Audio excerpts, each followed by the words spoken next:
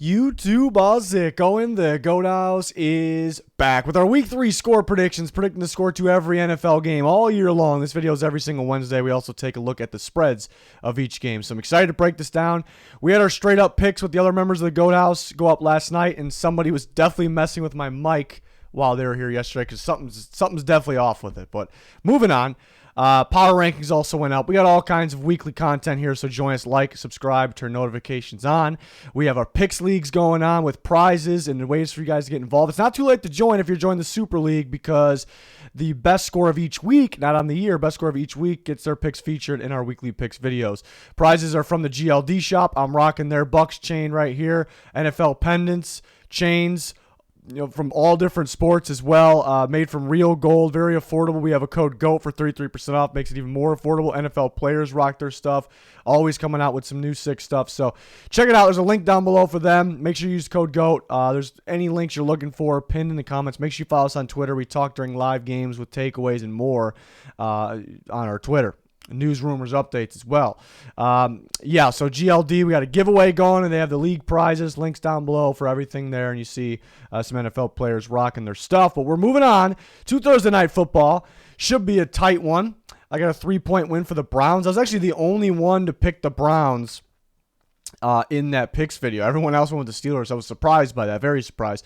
So the only one to pick the Browns, and I'm going to go with them, 23-20.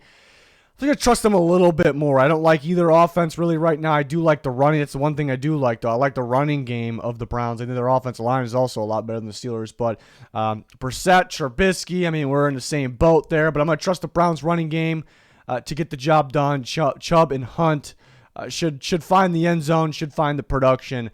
Defensively, the Steelers had T.J. Watt, maybe be a different story. The Browns are missing Clowney, though. But I'm just going to trust the Browns a little bit more. Really on both sides of the ball. The Steelers defense probably definitely is playing better than the Browns defense right now, but another week without Watt. I think the Browns defense figures something out after that meltdown last week. I think that's the main focus in practice. Let's make sure everyone's on the same page, because obviously there was one person out there that was thought they were in a different coverage than what they were actually in a few times there in that Jets game. So I think they'll focus on that. And they bounce back, have a good defensive performance at home, prime time. That also helps as well.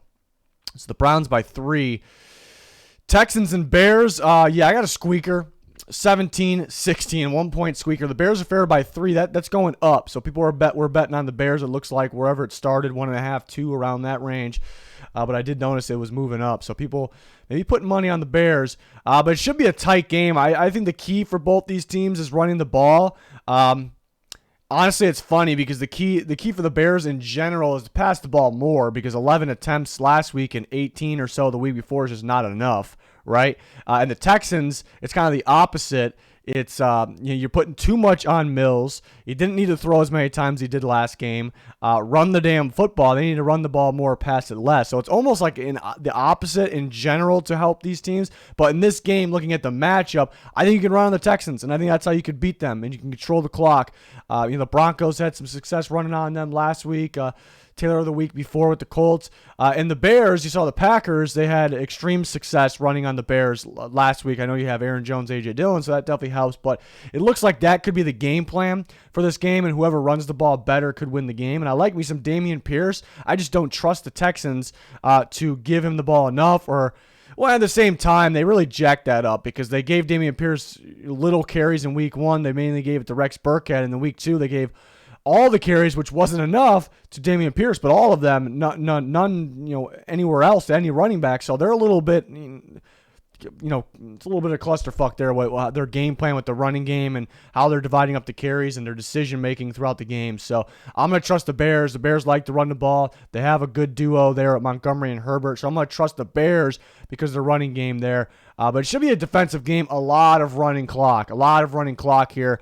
Very well, the Texans could come out and just attack through the air. Maybe they have success, and maybe that's the reason they win the game. Could see that as well. But Bears at home, seems like it's a tough field to play on too. But a lot of running clock, mainly defense, 17-16 Chicago. Raiders, Titans, this is one, I give you a heads up right now. This is one I could end up switching my pick on. I did commented on the video as well. Last week, I switched from the Colts to the Jags because, Michael Pittman and some other injuries happened, and I switched from the Saints to the Bucks, and I did say in the video that if Kamara got hurt, I was going to do that. So luckily, I made the right switches last week. This is one that, that's a tough part about doing this kind of early in the week or middle of the week, Wednesday. Still waiting on some injuries. That's a big reason I can switch this one. Mainly looking at, is Christian Fulton back for the Titans? I think Taylor Lewan's going to be out, which is tough. And Bud Dupree, he's dealing with a hip, and he's questionable. Really don't know if he's going to miss, it sounds like limited or little time if he does.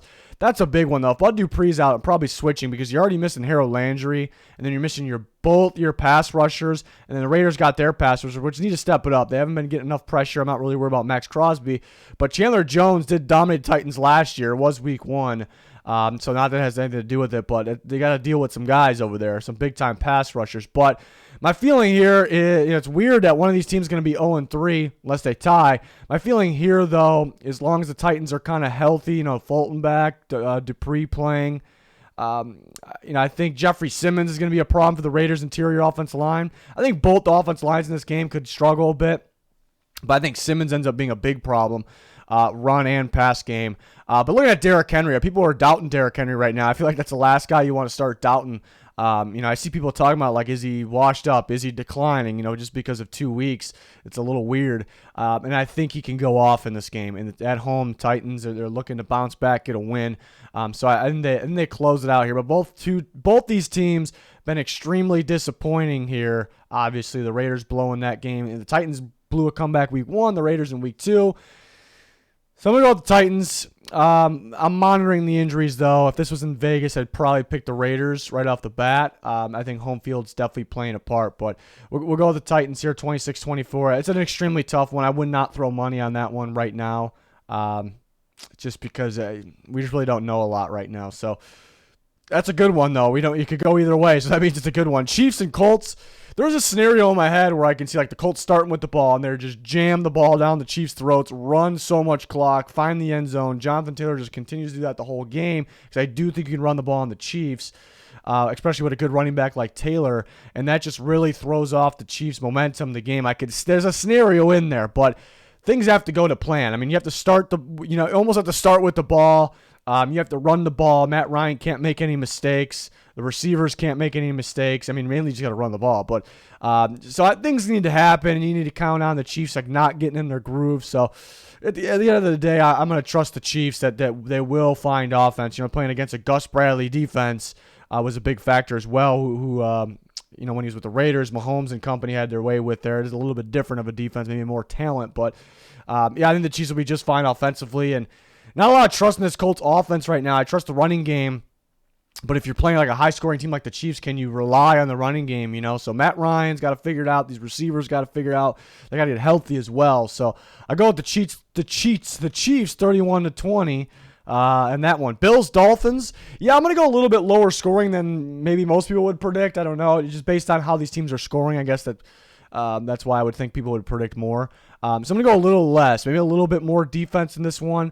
The Dolphins, it's tough to predict because, I felt like they had a really good defense going into the year, but I knew it was that defense that, some teams could just beat up and some teams could struggle with just because they're a lot of man coverage, a lot of blitz. But, going off week 1, it's like, is this the best defense in football? Going off week 2, it's like it's a bad defense. I don't think it's either of those. I don't think it's the best or it's a bad defense. I think it's somewhere in the middle. So which Dolphins defense is going to show up?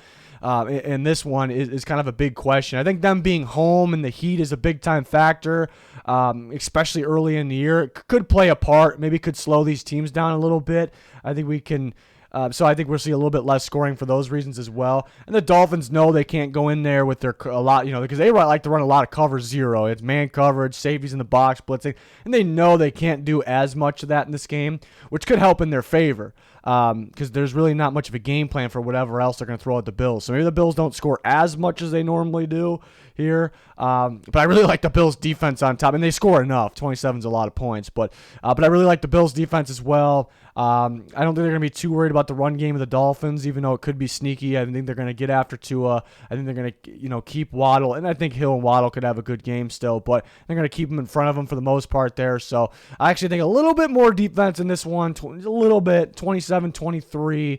But yeah, Miami, week 3 with that heat, it's tough. tough to play there. So who knows? The Dolphins, who are a good team, might sneak away with this one. The Bills are favored by 5.5. That's cutting it pretty damn close there. A lot of those this week. Lions and Vikings, we'll go with the high scoring. I predicted the Vikings to score around this amount against the Eagles, and it didn't work out, obviously. But, yeah, primetime Kirk away in Philly, week 2.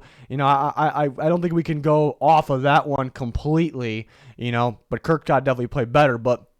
And they get back on track offensively. Lions defense, I still think will be a little inconsistent. I like the pressure they were getting last week. Vikings offensive line's been doing a decent job, actually, maybe better than what we're used to. But the Lions could still get some pressure. But I think Kirk plays a lot better than what he did last week. I think Justin Jefferson should have a day in this game. And Dalvin Cook and really the running game, I know it's usually Madison as well, usually has their way with the Lions defense. It is a different era for the Detroit Lions, though. So I just see success from the Vikings offense, but I also see success from the Detroit Lions offense. I'm worried about the Vikings defense. Something to monitor. Harrison Smith had a concussion at the end of that last game. That is a huge part of that defense, obviously. Who really controls it, using his instincts, and he led the league in solo tackles last week because no one else could get to the ball carrier. So that would be brutal if he was missing. So it's something to look out for. But that defense looks so bland. That's the problem. It's so predictable. It's like a just your basic zone defense. Like teams could very easily pick it apart. So maybe it could be a similar outing for the Lions like it was against the Commanders. I think the difference is you're playing a much better offense, I would think, in this week, and it's in Minnesota. So that's a big factor. If this game here in week 3 was in Detroit, I'd probably be doing the same score but going with the Lions. And who knows, if Harrison Smith's out, maybe I'll switch. That's tough. In Minnesota, I really think the Vikings offense wins it for them, though, in this one. They're favored by 6, though. That seems like a bit. I know, one more field goal on top of my score, then there you have it. I'm a little surprised. I think it was 7.5 to start, and then the Vikings got beat up by the Eagles pretty good and went from 7.5 to 6, or maybe people are throwing money on the Lions, a little bit of both there. So, yeah, interesting one. Should be a pretty fun offensive game. Should be. We'll see. Ravens and Patriots, I was surprised how little this line was. The Ravens only favored by 3, and the Ravens will be fine here. I think that line has to do with, I don't know what it has to do with. I think the Ravens defense really struggled last week, so are they going, the defense is bad, so the Patriots are going to score and keep up with them. It's not the Dolphins. The Dolphins are a different type of Dolphins now. The Patriots offense is not bad. So if that's the thinking, I don't really agree with it. Possibly the thinking is that Belichick's defense could maybe, this is the one that's more logical to me, that, not that I'm agreeing with it, but that, the Ravens have actually been a pass / Lamar run team. They're not really a run team. It's like the running backs aren't getting anywhere. I mean, Lamar didn't run that well in the first week. Last week he did. But it's actually mainly been a passing team. It's mainly been a Lamar Jackson team here. I mean, it always is, but you get my point. And then maybe a Belichick defense, maybe they take that away. Maybe they don't allow them to be as good of a passing team as they have been. And then they rely on the run too much, which hasn't really been working with I think Lamar still runs very well. I think he passes at a solid level here. The weapons are looking pretty good. Bateman's been looking good. Obviously, they have Mark Andrews. So the Ravens will do enough. I don't trust the Patriots to do enough offensively in this game. So I think the Ravens have a bounce-back performance defensively. A little bit easier of a task, you would think. So I'm going to go the Ravens 27-17, 10-point victory. I like that -3 in that one, even though they are away, but it doesn't really matter. They're ready to bounce back. After that disappointing loss, I like the Ravens.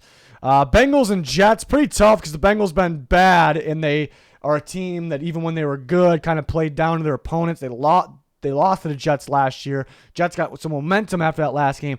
I'm going to go with the Bengals here.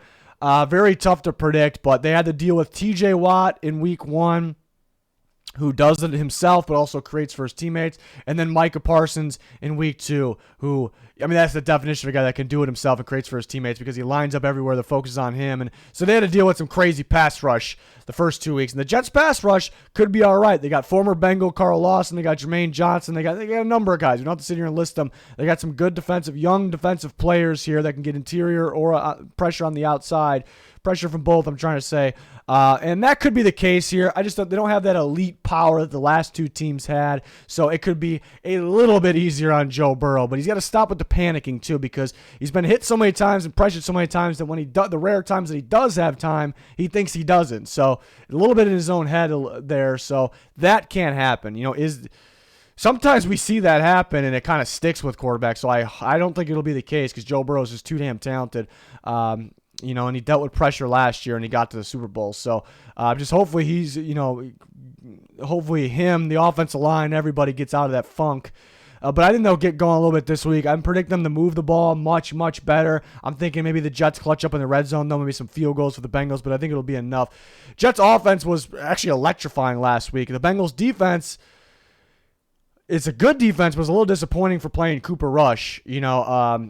Maybe they just didn't know what to expect, from that type of offense. And the Bengals defense does enough in this one as well. But maybe not. Maybe it's not as good as last year. I'm just not going to trust Flacco to do what he did last week. I think he'll be okay. I'm just not going to trust him to do what he did last week. So I'll take the Bengals 26-20 here. Kind of banking on Burrow getting a little bit more going, the offensive line getting a little bit more going. Eagles, Commanders, rival game in Washington, so this would be a big one if the Commanders can win in D.C. here, and they very well could. It doesn't happen every time, but we see teams a lot in the division split. Home team, the home one ends up being big. Sometimes teams split the away one. Sometimes there's a 2-0 going, but I got to go with the Eagles still. The Commanders, I really worry about this defense. The defense looks really bad, especially last week. It really struggled. The Lions could have done whatever they wanted. If they wanted to run the ball, if they want to dump it off underneath, they want to throw downfield, middle of the field, on the outside, whatever the hell it was. They can do whatever they want to do. And the Eagles' offense is very tricky to game plan for and stop because there's so much going on. And whenever you have a mobile quarterback and those different misdirection plays, enough said. That's just it's difficult to game plan for and deal with as it is. But they're also very talented, very good. The play calling is very good. So I'd imagine the Eagles could run all over the Commanders, whether it's Hurts or any of the running backs. And I think they'd be able to throw on them too. But I think the main thing is they'll be able to. So I almost predicted less scoring because I really think it could be a lot of running clock because the Eagles probably the game plan because they could dominate on the ground.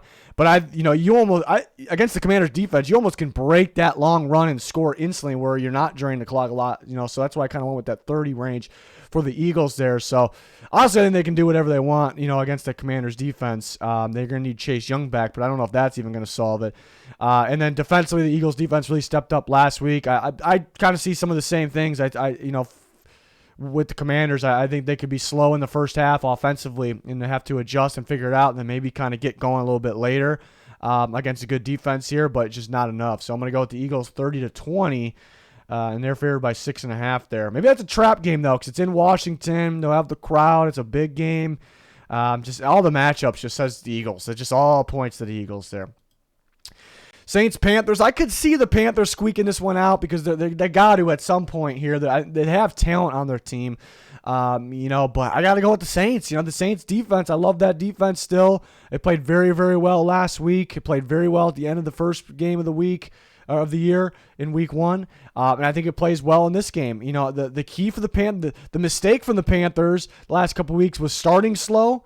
Maybe they won't do that this time, but not running the ball enough. And maybe they'll realize it now. Maybe they won't. But will it matter? Because the Saints are coming to town, the defense. So I could see that. I could see McAdoo finally all right, obviously, now I figured it out. We got to run the ball. And then you're going to run it into the brick wall of the New Orleans Saints defense. And it's not going to work. And then it's going to mess with his head. So I can totally see that.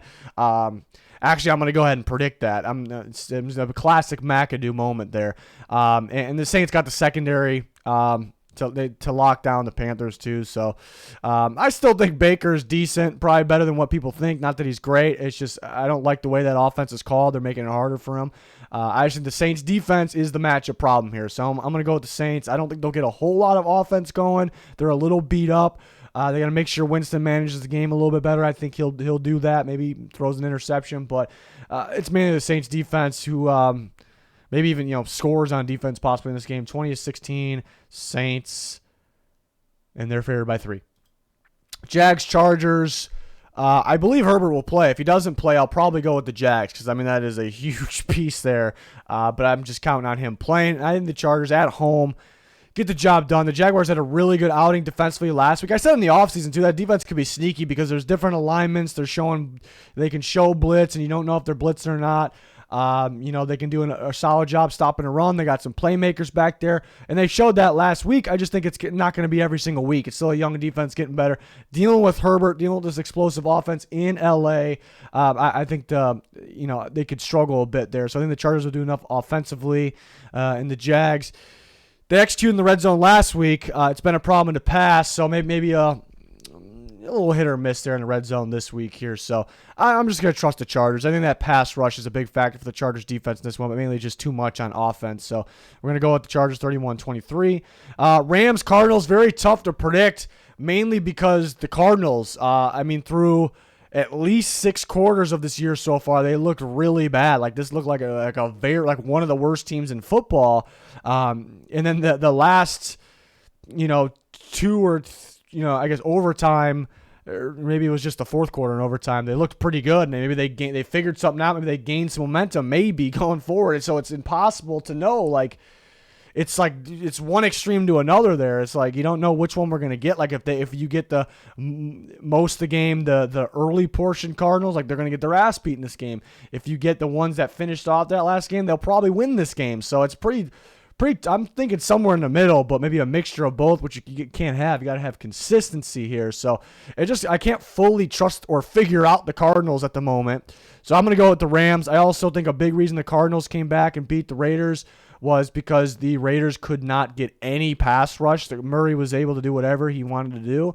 I think the Rams will get it, especially interior, which is huge. We saw that in the playoff game when they played. It just caused all kinds of problems for Kyler Murray there. So, and obviously still no Hopkins. So I'll go with the Rams. Rams got to take care of the ball a little bit better. Stafford's got to play better. They need to run the ball a little bit more, but they'll do enough. So I'm going to go Rams 27-24. Still we're trying to figure out those Cardinals there. Rams are here by 3. It's probably one I wouldn't touch just because I don't know. It's week 3. It's still early. I don't know what Cardinals are going to show up. That's the big one there. So wouldn't touch that one when it comes to betting on it. Falcons and Seahawks. I went with the underdog here. I like the Falcons in this one. I like them. I think it'll be close, though, 23-20. I think a lot of running the ball, so you see a lot of clock running out. But I do think in the passing game, the Falcons will focus on finally getting Pitts the ball because it's been 2 underwhelming weeks. But they'll go back and look at the tape, and they're going to tell Mariota, all right, you don't need him to be wide open to throw him the ball, and they're going to find moments, which happened last week, that he was open. It just wasn't for a super long time, but enough time for the quarterback to get the ball out. So they're going to emphasize that, focus on that. But mainly, I think they'll have very good success running the ball in this game. I think, with their unique running game with Mariota running, Cordell Patterson, I think they'll have success running the football. So all those things I think will be enough to get the job done. I think the Seahawks could get some things going on the ground. If the Seahawks from week 1 show up, they are at home, then they can pull it off in this one. I just don't. I'm just feeling the Falcons a little bit more. I think they're going to outrun the Seahawks, and I think they'll probably be even in terms of the passing game. Mariota versus Geno Smith. I think there's going to be that extra splash play from the Mariota passing game, or maybe with using his legs from the Falcons. So I'm feeling them this week, even though it's in Seattle. That makes it tough. If it was in Atlanta, I'd feel very confident there because the matchup. But 23-20 Falcons. Packers and Bucks. Yeah, there should be a ruling on Mike Evans anytime now. Let me check my phone. It'd be pretty wild if it happened. Nope, not yet. We're still waiting on that. Maybe by the time you're listening to it, it happened. But, yeah, I guess it didn't really play that much part because I still picked the Bucks in this one. But if Mike Evans plays, I'm really feeling the Bucks at home. And I like the matchup with their pass defense. I think the Buccaneers have the best pass defense in football when it comes to any way they get pressure. They generate pressure from multiple different ways. It's very tough on quarterbacks, even good ones.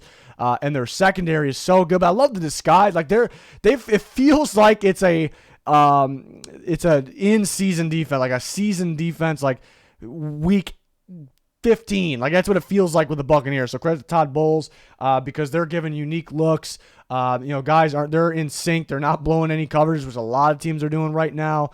You don't know if they're in man or zone. They're jumping routes. I mean, and it helps that they have really good pass rush right now as well. So I'm picking the Bucks because they're pass defense, and of course Rodgers is a guy. If there's a guy that's going to beat the best pass defense, it's going to be the talent in the brains of Aaron Rodgers. So it's definitely possible. But I think this is the game where I think week 1 it showed that missing Devontae Adams, and week 2 it didn't really show. I think this is another one of those games in week 3 where it might show quite a bit just because the pass defense that they're playing. So I think the key key for the Packers will be running the ball, and the Buccaneers defense is usually a sure thing to be an elite run-stopping defense. Actually, not so far this year. So that could actually be the key for the Packers, but I just think it's an early season thing. I think the Buccaneers run defense will kind of get back to normal. That'll be their main game plan in this one. So I think a defensive game. I like the Packers defense as well. The Buccaneers are missing weapons, offensive line, and receiver position, so I don't expect them to get a whole lot going, but they'll get enough going. Just like last week against the Saints, Tom Brady will get enough going at the very end. But in two very good defenses, I'm going to go with a little bit better of a pass defense because I guess the secondary on paper, it's kind of debatable between the two, but I think when you factor in pass rush in the different ways the Buccaneers get it, and then being at home is another factor. That is why I'm feeling the Buccaneers in a defensive game. So it could be somewhat similar to that Saints-Bucks game last year, except for a little bit more offense. You trust a little bit more offense there. So, yeah, we're going Bucks. Sunday Night Football, very good one. 49ers, Broncos. For some reason I thought I was going with the underdog, but Vegas has it as the 49ers, which doesn't really surprise me that much, I guess. But as the 49ers as the favorites by 1.5 here. But I'm going to go with them in an absolute squeaker. It's got to be a squeaker. Russell Wilson primetime game against former rival the 49ers in Denver. The altitude may be a factor. This has got to be a squeaker. But I'm going to trust the 49ers a little bit more. And I could honestly, there's a scenario where I see all of a sudden a clicking for the Broncos. Who knows? Maybe the play calling's been really bad because Hackett was wanting to save something for now, because if you looked at the schedule, I don't think so. He kind of just doesn't look like he's, it could be the case though, but because you look at the schedule, they played the Seahawks and the Texans, so maybe they thought they can skate by those teams and we're going to save it for here. I honestly could see that, and maybe them figuring something out in this game. So that's a scenario in my head, but I still don't trust the play calling. For them, it's just the difference between Shanahan and Hackett. It's just big. I'm gonna trust Shanahan in this one. It is in Denver. It's Russell Wilson versus the 49ers. The Broncos got a load of talent, so I think that keeps the game close. Even though, like I said, Shanahan and Hackett, like, such a big difference, and that's the main factor. So why don't you have an ass beating? Well, it's because of the other reasons I just explained. But yeah, I think having Jimmy Garoppolo in a game like this definitely helps the 49ers. They're definitely more confident with the play calling, with the just the play on the field, everything, even the offensive line, everything. More confident in the passing game. Very solid defense. Another one of those situations where the Broncos are passing too much. They got to run more. Do they finally start to run more? But the 49ers are pretty stout up there. But that run game is pretty good, led by Javonte Williams, so they could get things going. It's just really what it came down to. The 49ers play very good football in prime time as well, but what it came down to is the difference between Shanahan and Hackett for me. I'm just not. It's very difficult to trust Hackett at the moment. So I got 24-23. The Broncos also have some troubles in the red zone currently, so we'll see. And they're a little beat up. Justin Simmons out. I know the 49ers are beat up too, but Justin Simmons out, which is huge. He was out last week. Surtain was shaken up after the last game. We'll see if he plays. Judy, same thing. I guess we'll see with those injuries. And then the Monday night football game, the Giants have been struggling on Monday night in the past and against the Cowboys. It isn't your normal Cowboys because it's no Dak, it's Cooper Rush, but that plays a factor. I think we should have realized that, last Monday night it played a factor. Kirk Cousins can't play in Monday night, so maybe the Giants are like Kirk Cousins. Who knows? But it's a different coaching staff, so I do actually think they're better. So it is really not why I'm predicting the score or why I'm picking against the Giants. It's just more so the matchup. And I'm surprised the Cowboys are underdogs. I know they have Cooper Rush in there, but this Cowboys defense is ridiculous. And the Giants defense is very solid as well. Leonard Williams could be out, though, but they could be getting some pass rushers back. But it's everybody out there listening to this video, not listening to this video, agrees this is going to be a defensive game on Monday Night Football, a defensive game, and I just got to go with the better defense and the best player on the field, Micah Parsons, the Cowboys defense there in this game. I think they might score on defense. They can create turnovers. They're going to get after Daniel Jones. The Giants are 2-0, but they haven't really done much offensively besides the running game in week 1 at the end of that Titans game. I don't think anything on their offense goes crazy in this game. I just don't think they do enough. I think the Cowboys defense is going to go out and win. Somebody's defense is going to win this game. I think it's going to be the Cowboys. I'm going to trust the Cowboys a little bit more for that. So it's just too much on Daniel Jones in this game. I don't trust him. It's not really that I trust Cooper Rush more. It's the fact that, what defenses they're going against. Yeah, I do. Cooper Rush against a good Giants defense, and then Daniel Jones versus a great Cowboys defense. I'm going to trust the guy going against the good, not the great defense.